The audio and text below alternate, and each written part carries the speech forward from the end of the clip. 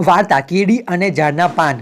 કહેવાય છે કે દરેક માણસ કોઈના કોઈ ઉદ્દેશ સાથે જન્મ લે છે અને એ ઉદ્દેશ્ય શું છે એ પારખવું કોઈ નહીં, પોતે જ નક્કી કરવું પડે છે. અહીં બસ આ જ વાર્તા રજૂ કરવાની છે.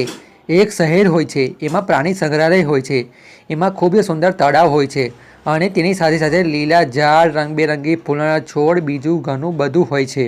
બહારથી જોવા આવતા લોકોને આ જગ્યા ખૂબ જ ગમે છે. જે લોકો એકવાર આ જગ્યા પર આવે છે, બીજી વાર કોઈ સમયે આવ્યા વિના રહી જ ન શકે એવી સુંદર જગ્યા હોય છે. બહારથી આવતા લોકો રંગબેરંગી ફૂલોના વખાણ કરે, સુંદર તળાવના વખાણ કરે, પ્રાણી સંગ્રહાલયમાં રહેતા પક્ષીઓના વખાણ કરે.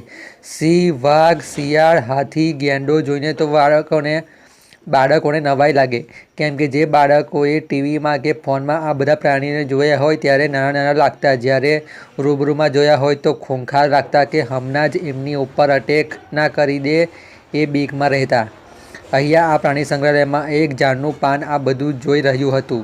એ થોડું ગુસ્સામાં હતું અને બીજી તરફ દુઃખી પણ હતું, કેમ કે એના કોઈ વખાણ નહોતું કરતું. આ જોઈને રડતું પણ હતું એકાંતમાં. થયું એવું કે રવિવારનો દિવસ હતો. જે લોકોએ નોકરી પર રજા હતી એ લોકો પોતાના પરિવાર સાથે આ જ પ્રાણી સંગ્રહાલયમાં ફરવા માટે આવ્યા હતા. અચાનક જ વાતાવરણમાં પલટો આવ્યો. સુસવાટા સાથે પવન ફૂંકાયો. આંધી જ આવી હોય એવું લાગી રહ્યું હતું. બધા પ્રાણીઓ અને પંખી ખૂબ જ અવાજ કરવા લાગ્યા. થોડી વારમાં તો બધું ખેદાન મેદાન થઈ ગયું. એક તરફ જે છોડ હતા ફૂલના એ બધા વેખરાઈ ગયા, બીજી તરફ ઝાડના પાન પણ ઘણા ખરા નીચે પડી ગયા. નાના જીવોનો તો જીવ સંકટમાં આવી ગયો હતો. હવે જે ફૂલ દુઃખી હતું અને ગુસ્સે હતું એ ફૂલ તળાવમાં પડ્યું અને એ જ તળાવમાં એક નાનકડી કીડી પણ ડૂબી રહી હતી.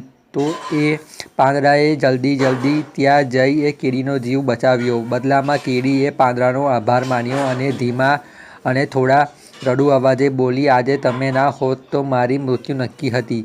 તમારો ખૂબ ખૂબ આભાર. આ સાંભળીને પાંદડાને થયું કે હું નકામો નથી, હું પણ કોઈના કામમાં આવી શકું છું. લોકો ભલે બીજા બધા સુંદર વસ્તુના અથવા વ્યક્તિના વખાણ કરે, એને મારે શું, હું પણ ખાસ જ છું. બીજા સમજે કે ના સમજે. વાર્તાનો બોધ: ક્યારેય પણ પોતાની જાતને નકામી ના સમજવી. લોકો ભલે ગમે તેટલું કહે, પણ પોતાનામાં શું ગુણ છે એ પોતાને જ હોવી જરૂરી છે.